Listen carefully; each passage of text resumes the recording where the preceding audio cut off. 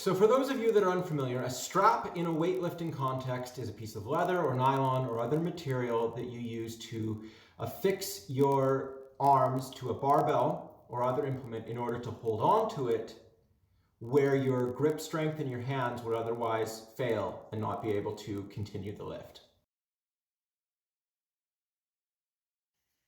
So this is the first type of strap, and this is basically just a long piece of material with a loop sewn at one end. We're going to take the loop, we're going to place it underneath the palm of our hands like so. We're going to take the other end of the strap, we're going to thread it up through the bottom of the loop so that it comes across the palm in between the thumb and the forefinger. And that's our starting position for that type of strap. So with the strap prepared, and we're taking an overhand grip on the barbell, the tail will pass under. And this is very important that when we grip it, the tail passes under and we wrap under. If you do the opposite direction and go over, it won't work. But like this, that's secure. The second type of strap is the figure eight strap.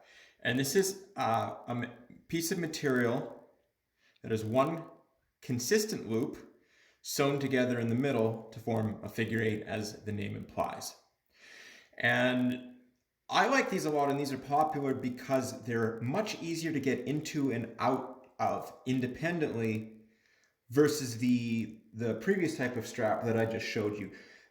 You can do this, you can get into this with one hand quite easily, and with the others it requires two hands to tie it, and that's awkward when you go to your offhand. With this, you slip it over your wrist.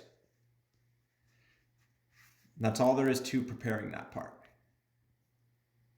So with one loop around the wrist, we bring the whole thing underneath and simply put our hand through the other loop.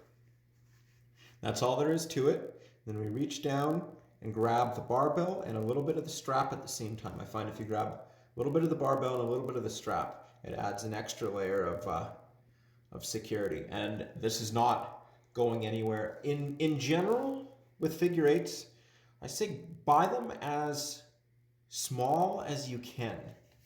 It's a much more secure fit. If you buy them too loose, they can be a little awkward and have a tendency to sort of slide left and right. But when it's nice and small and you're able to grab it in your hand as well, it's a very, very tight grip. So this is an example of a figure eight strap that I think is a little bit too long. And if I just put it under and put my hand through the way I did with the other one, the distance between my hand and the bar is awkward, and I end up kind of having to grip it off to the side like this, and there's this tendency for it to slip. And this is the number one reason that people get frustrated with figure eights, is that they're too big and they're not getting that tight tension that you want from a strap. So you can kind of compensate for that by twisting it a few times. That shortens the effective length of the strap. And then putting it back through. Now there's less distance and you can kind of grab onto it in a similar way that I did with the shorter one.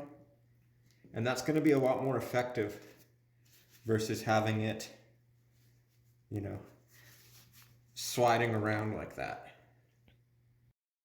So if your grip strength fails, but the other muscles in the exercise that you're training primarily haven't hit their training threshold yet for strength or hypertrophy, in other words, they still got more to give, but your hands won't let the movement continue, I think you're leaving a lot of gains on the table by not using straps. And I think straps are actually underutilized. And it's not purely in a strength context either, because obviously people, when they think of straps, are thinking like deadlift maxes, 1 rep maxes and heavy doubles and triples of deadlifts. But I think there's a definite bodybuilding or endurance application to the use of straps as well. Because if you can get 5 or 6 reps out of a heavy barbell row without straps, but you can complete that same movement for 8 or 9 or 10 reps with the straps, what which one do you think is going to result in more gains? Obviously, the one where you're able to subject the muscles to more time under tension. So don't let your grip be a limiting factor. Now, I'm not saying not to train grip.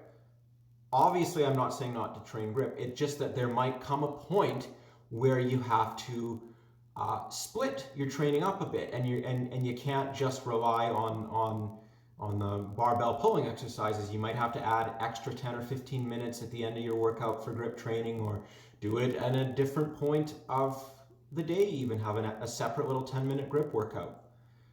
But what's the point of just spinning your tires and doing the same sets and reps over again if you're not able to hit the training threshold in those muscles because your grip is failing? And I know this is a big point of controversy because there are a lot of people that will argue you are only as strong as your weakest link. And in a lot of contexts, there's truth in that. And in a lot of sports, you're not allowed to use straps in your competitive lifts. Obviously, most powerlifting federations don't allow straps. But I think there's still, even in that context, there's still benefit in training with them. Because if straps allow you to train the muscles to lift, say, a 600-pound deadlift, when without straps you can only lift 500 pounds, that lift is still going to accelerate that much more based on the maximal strength that you've built in those muscles. And it may even, training with straps may even to an extent help you overcome the limitations of grip strength by allowing you to complete the lift faster, and then therefore you have to hold on to it for a shorter amount of time. So no, I think at a certain point everyone should have straps in their training routine.